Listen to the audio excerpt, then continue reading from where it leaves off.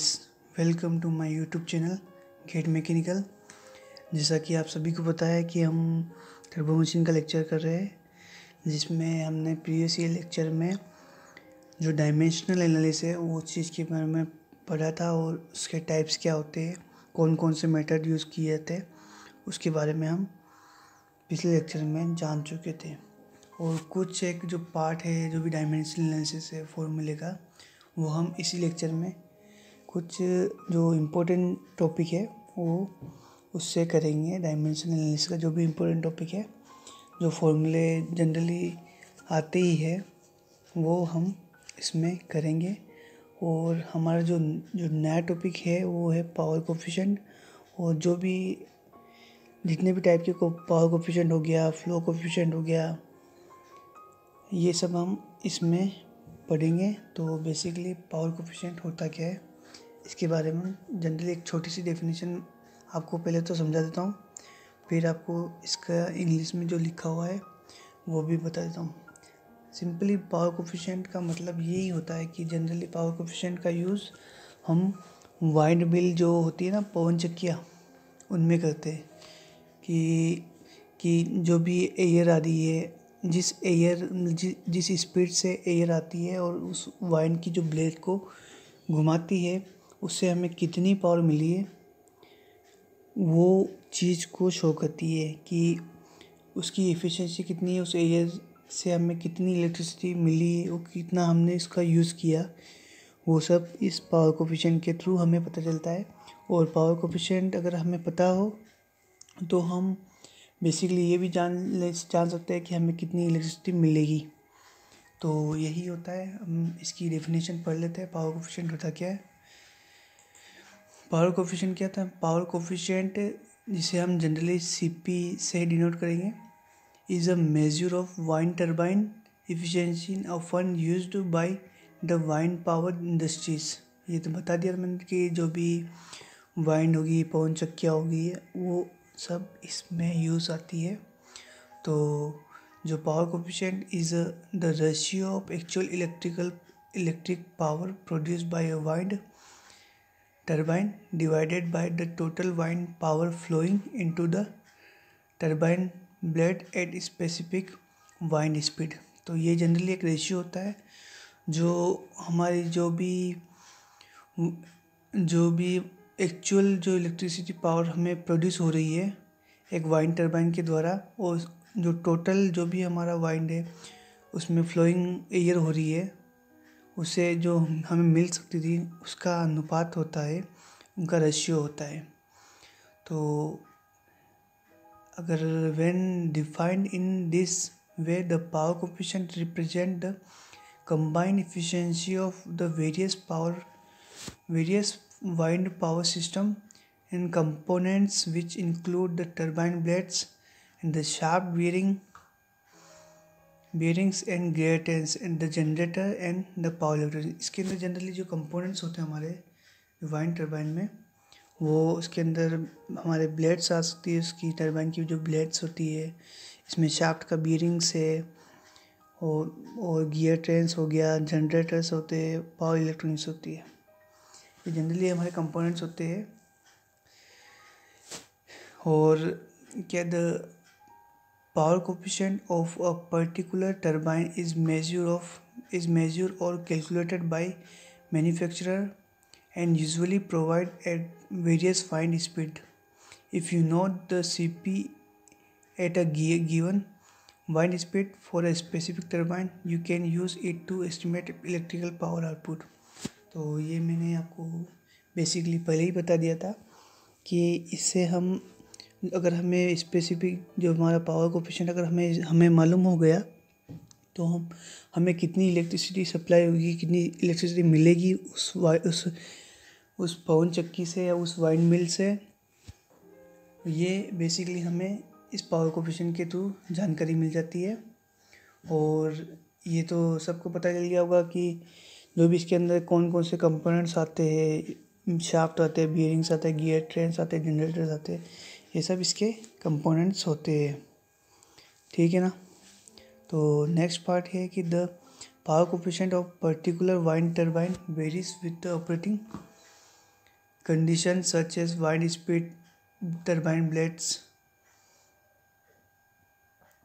angle, turbine rotation speed, and the parameters. And it is measure of a particular wind turbine's overall system efficiency. It should not be confused with or compared with wind power capacity factor. ठीक है, तो basically ये बता ही रहा है कि जो भी हमारा वाइंड टरबाइन जो वेरीज करता है डिफरेंट अगर तेज या स्पीड से अगर ये चली तो वाइंड मिल जो हमारा जो ब्लेड्स होते हैं वो रफ्तार से घूमेंगे। तो ये इस पर डिपेंड करता है कि अगर जितनी ज़्यादा एयर की स्पीड होगी उतना स्पीड से हमारा ब्लेड घूमेगा। इस प्रकार टरबाइन की ब्लेड्स का किस एंगल पर वो है, अगर सही एंगल से दे रखा होगा तो वो अच्छे से घूमेगी। अगर जरा सा भी एंगल में मिस्टेक करी तो वो या तो घूमेगी नहीं या घूमना कम कर देगी। तो ये भी एक तरह का कुछ मेजरमेंट होते हैं जो डिपेंड करते हैं हमारे हमको कितना इलेक्ट्रिक पावर मिलेगा।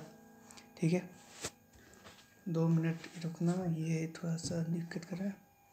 ठीक है, अब हम करते हैं हमारा जो नेक्स्ट टॉपिक आता है। हमारा नेक्स्ट टॉपिक है इसका फॉर्मूला क्या है। इसका जनरली फॉर्मूला है कि एक्चुअल इलेक्ट्रिकल पावर प्रोड्यूस्ड, जिसे पी आउटपुट बोलते हैं, जो हमें मिला है, और वाइंड पावर इनटू टरबाइन, जो वाइंड के मतलब कि एयर के थ्रू हमें जो पावर मिली, वो जो जनरली एयर के आने से ही तो वाइंड घूमता है ना, वही पावर इनपुट हो गया। तो पावर कोफिशिएंट ये हो गया। ठीक है, अब हम पावर कोफिशिएंट का थोड़ा सा समझ लेते हैं कि ये बताता क्या। पावर कोफिशिएंट हमें क्या बताता है, एक तरह से कि the power coefficient tales how efficiently a turbine converts energy in the wind to electricity। तो बता यही रहा है कि जो पावर कोफिशिएंट होता है वो ये हमें बताता है कि हम कितनी आसानी से वाइंड को इलेक्ट्रिसिटी में कन्वर्ट कर रहे हैं, ये हमारा पावर कोफिशिएंट बताता है। तो अब हम कहते हैं नेक्स्ट पे आते हैं। हमारा जो नेक्स्ट है वो है फ्लो कोफिशिएंट। फ्लो कोफिशिएंट होता क्या है? फ्लो कोफिशिएंट होता क्या है, इसकी हम डेफिनेशन पढ़ते हैं और इसको समझते हैं। The flow coefficient of a device is a relative major of its efficiency at allowing fluid flow. It describes the relationship between the pressure drop across an orifice wall or other assembly to the corresponding flow rate। तो यही क्या है कि relationship बताता है pressure drop across the orifice wall के, और जो भी अदर्स होती है, ओरिफिस हो गया या कुछ पाइप हो गया, उनके इसमें प्रेशर ड्रॉप क्या हुआ वो चीज़ बताती है। उसका जनरली जो मैथमेटिकल फार्मूला जो होता है वो CV=Q × SG, जिसे स्पेसिफिक ग्रेविटी बोलते हैं, और ΔP जिसे प्रेशर ड्रॉप बोलते हैं अक्रॉस द वॉल की। ठीक है, वो Q हमारा फ्लो रेट हो गया और CV हमारा कोफिशिएंट फ्लो कोफिशिएंट हो गया।